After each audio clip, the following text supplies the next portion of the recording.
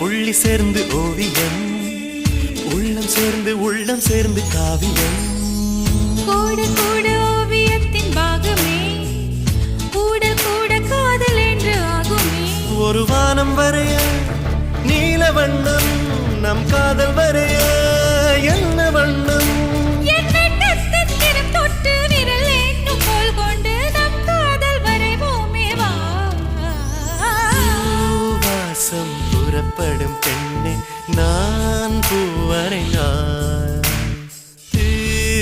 வந்து விரல் சுடும் கண்ணே நான் தீ வரைந்தாய்.